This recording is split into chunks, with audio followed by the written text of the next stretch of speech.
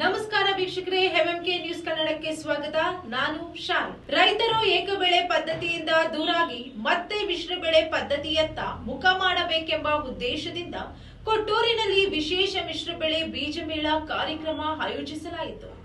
ಇಕ್ರಾ ಸಂಸ್ಥೆ ಹಾಗೂ ಭೂಮಿ ಮಿತ್ರ ಸಾವಯವ ಒಕ್ಕೂಟದ ಸಹಯೋಗದಲ್ಲಿ ನಡೆದ ಈ ಕಾರ್ಯಕ್ರಮದಲ್ಲಿ ವಿವಿಧ ಜಿಲ್ಲೆಗಳಿಂದ ರೈತರು ಭಾಗವಹಿಸಿ ಸಾವಯವ ಕೃಷಿ, ಬೀಜ ಸಂಗ್ರಹಣೆ ಮತ್ತು ಮಿಶ್ರ ಬೆಳೆ ಪದ್ಧತಿಯ ಮಹತ್ವದ ಬಗ್ಗೆ ಮಾಹಿತಿ ಪಡೆದುಕೊಂಡರು.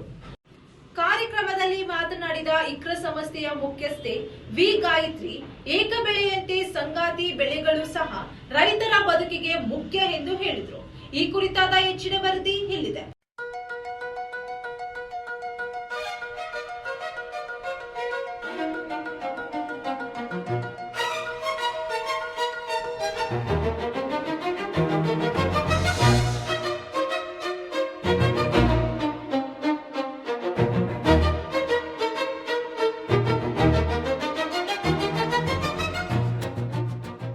ಕೊಟ್ಟೂರು ಪಟ್ಟಣದ ಎಪಿಎಂಸಿ ಆವರಣದಲ್ಲಿ ಭಾನುವಾರ ಮಿಶ್ರಬೆಳೆ ಬೀಜ ಮೇಳ ಕಾರ್ಯಕ್ರಮ ಅದ್ದೂರಿಯಾಗಿ ನಡೆಯಿತು. ಇಕ್ರಾ ಸಂಸ್ಥೆ ಹಾಗೂ ಭೂಮಿ ಮಿತ್ರ ಸಾವಯವ ಒಕ್ಕೂಟದ ಸಹಯೋಗದಲ್ಲಿ ನಡೆದ ಈ ಕಾರ್ಯಕ್ರಮಕ್ಕೆ ನಂದಿಪುರದ ಶ್ರೀ ಮಹೇಶ್ವರ ಸ್ವಾಮೀಜಿಗಳು ದೀಪ ಬೆಳಗಿಸುವ ಮೂಲಕ ಚಾಲನೆ ನೀಡಿದರು. ಕಾರ್ಯಕ್ರಮದಲ್ಲಿ ಪ್ರಾಸ್ತಾವಿಕವಾಗಿ ಮಾತನಾಡಿದ ಇಕ್ರಾ ಸಂಸ್ಥೆಯ ಮುಖ್ಯಸ್ಥೆ ವಿ ಗಾಯತ್ರಿ, ಇತ್ತೀಚಿನ ದಿನಗಳಲ್ಲಿ ರೈತರು ಸಾಂಪ್ರದಾಯಿಕ ಮಿಶ್ರ ಬೆಳೆ ಪದ್ಧತಿಯನ್ನು ಬಿಟ್ಟು ಏಕಬೆಳೆ ಪದ್ಧತಿಯತ್ತ ಸಾಗುತ್ತಿರುವುದರಿಂದ ಅನೇಕ ಸ್ಥಳೀಯ ಬೀಜ ತಳಿಗಳು ನಾಶವಾಗುತ್ತಿವೆ ಎಂದು ಕಳವಳ ವ್ಯಕ್ತಪಡಿಸಿದರು.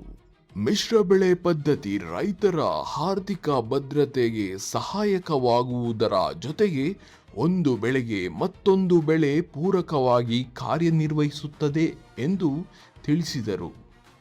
ರೈತ ದಂಪತಿಗಳು ಬೆಳೆ ರಾಶಿಗೆ ಸಂಪ್ರದಾಯಬದ್ಧವಾಗಿ ಪೂಜೆ ಸಲ್ಲಿಸಿ ಕಾರ್ಯಕ್ರಮಕ್ಕೆ ವಿಶೇಷ ಮೆರುಗು ತಂದರು.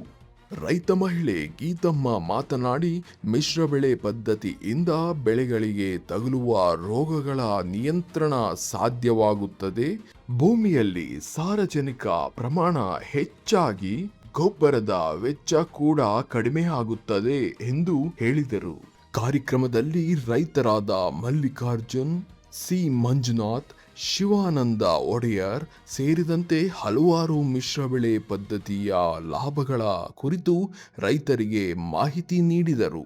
ಪರಿಸರವಾದಿ ಪಾಂಡುರಂಗ ಹೆಗಡೆ ಹಾಗೂ ಸಹಜ ಕೃಷಿಕ ರಾಜಶೇಖರ್ ನಿಂಬರಗಿ ಸಾವಯವ ಕೃಷಿ, ಬೀಜ ಸಂಗ್ರಹಣೆ ಮತ್ತು ರೈತರ ಸ್ವಾವಲಂಬನೆ ಕುರಿತು ಮಾತನಾಡಿ ಮೆಚ್ಚುಗೆ ವ್ಯಕ್ತಪಡಿಸಿದರು.